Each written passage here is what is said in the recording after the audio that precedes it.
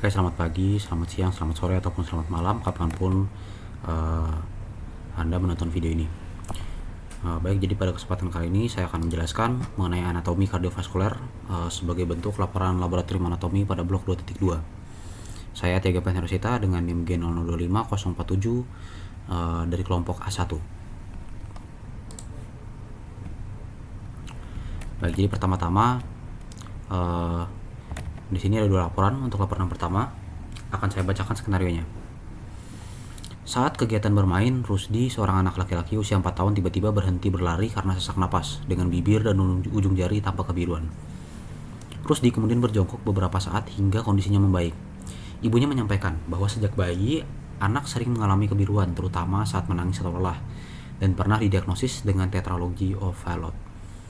Di sini ada 3 pertanyaan. Yang pertama adalah mengenai sirkulasi fetal, yaitu saya diminta untuk menjelaskan sirkulasi fetal, kemudian menjelaskan salah satu gangguan akibat gagalnya penutupan struktur fetal setelah lahir, dan juga untuk menjelaskan dari vaskularisasi arteri dan vena jantung. Oke, baik. Jadi yang pertama-tama di sini saya akan menjawab mengenai sirkulasi fetal. Jadi berdasarkan diagram yang telah saya tunjukkan pada slide, saya akan menjelaskan mengenai sirkulasi fetal yang dimulai dari plasenta. Jadi untuk pertukaran oksigen dan karbon dioksida, pertukaran gas itu semuanya terjadi di plasenta karena pulmo bayi belum berfungsi, sehingga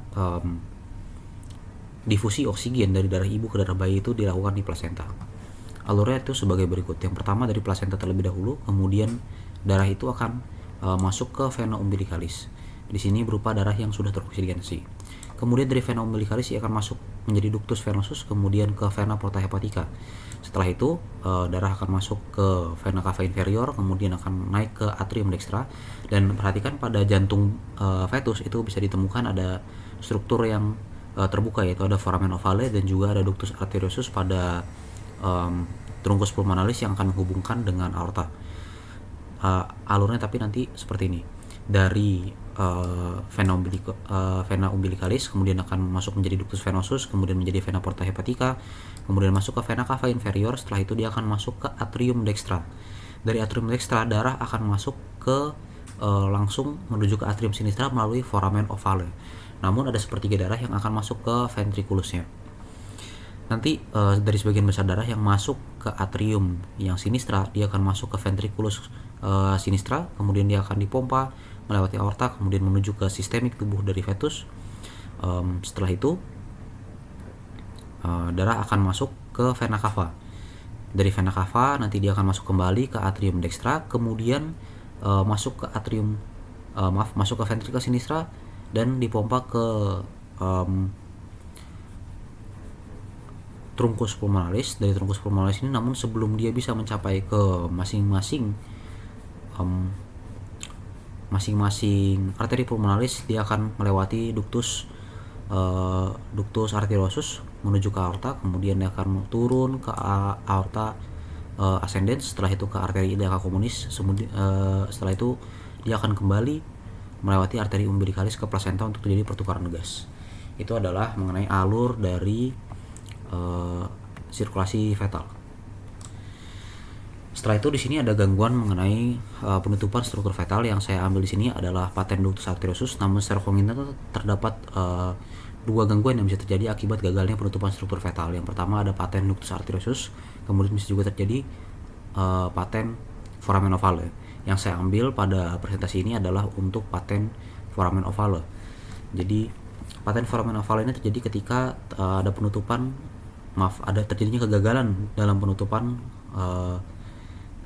septum ya. Septum di sini, di septum, pada septum interatrial bisa kita temukan ada foramen oval yang sebelumnya pada sirkulasi fetal bisa digunakan supaya darah bisa membypass arteri pulmonalis dan langsung menuju ke atrium yang sinistra. Namun seharusnya foramen ini akan menutup ketika bayi tersebut lahir. Apabila terjadi kegagalan dalam penutupan foramen ovale, itu yang disebut sebagai patent foramen ovale.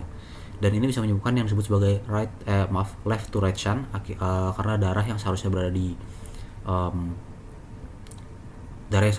pada atrium sinistrum, dia bisa masuk ke dalam atrium yang dextrum dan darah menjadi bercampur.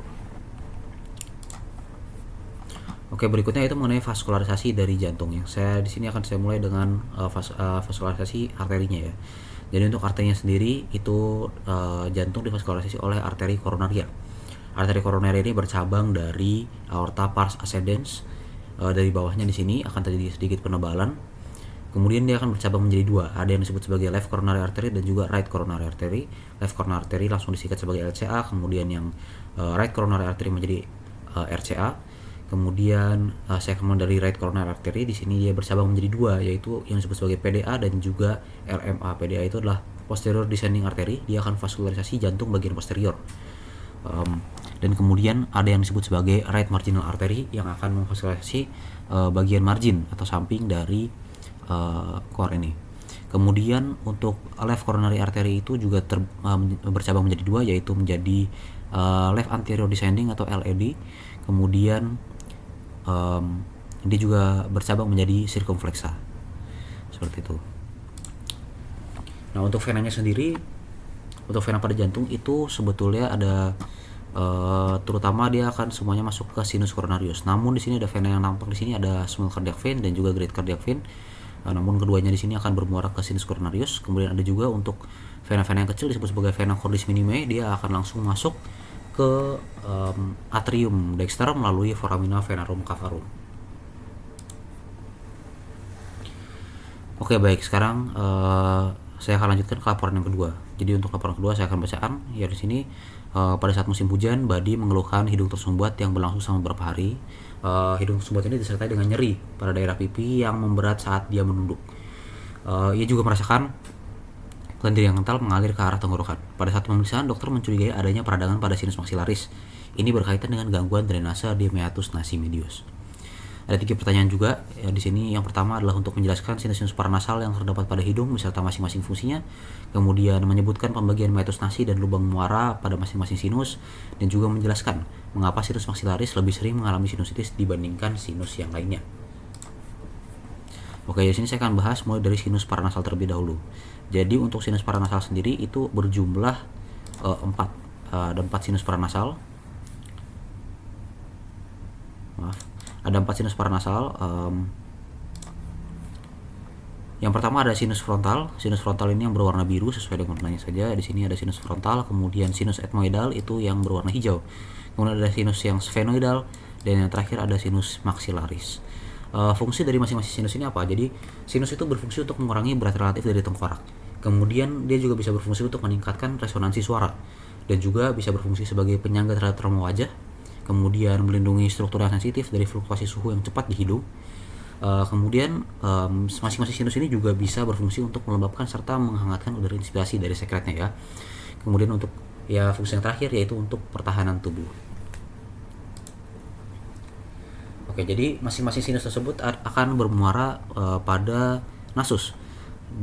Pada nasus sendiri itu terdapat 3 konka nasal yang superior, media dan juga inferior, dan di antara masing-masing konka tersebut terjadi bisa ditemukan ruang-ruang. Jadi yang paling atas di situ yang disebut sebagai recessus sphenoethmoidal. Recessus sphenoethmoidal ini sendiri berfungsi sebagai muara dari sinus sphenoidalis. Kemudian yang kedua pada meatus nasi superior itu akan ada muara dari cellulae ethmoidalis posterior. Kemudian pada meatus nasi media itu ada yang disebut sebagai bulla ethmoidalis. Bulla ethmoidalis ini berfungsi sebagai muara dari cellulae ethmoidalis media. Kemudian ada hiatus semilunaris pada bagian bawahnya, di mana dia berfungsi sebagai muara dari sinus maxillaris. Kemudian terakhir ada infundibulum ethmoidal yang itu berfungsi sebagai muara dari sinus frontalis dan cellulae ethmoidalis anterior. Di mana kalau infundibulum ethmoidal ini terletak pada bagian anterior dari hiatus semilunaris. Dan yang terakhir di sini ada meatus nasi inferior, di mana dia berfungsi sebagai muara dari ductus nasolacrimalis. Yang mana ductus ini berfungsi untuk mengalirkan air mata dari saccus conjunctivalis oculi, dan dia bermulai dari ujung inferior saccus lacrimalis dan berakhir di dinding sebelah anteromedial dari orbita. Kemudian untuk menjawab pertanyaan terakhir, mengapa sinus maxillaris itu adalah sinus yang paling sering terjadi infeksi dibandingkan sinus lainnya. Nah, apabila kita perhatikan Sinus maksilaris itu terletak pada bagian bawah, sehingga apabila terjadi penumpukan cairan pada sinus maksilaris akan susah dikeluarkan. Karena apa? Karena cairan yang menumpuk pada sinus maksilaris itu harus melawan gaya gravitasi untuk bisa dikeluarkan ke muaranya pada hidung, sehingga seringkali sinus maksilaris ini mudah terkena infeksi dibandingkan sinus-sinus lainnya yang mengikuti gradien dari gravitasi arah turunnya cairan menuju ke muaranya di nasus. Seperti itu. Oke, baik, terima kasih. Sekian presentasi yang dapat saya lakukan terkait dengan laporan anatomi 2.2, yaitu terkait dengan kardiovaskuler dan juga pulmo.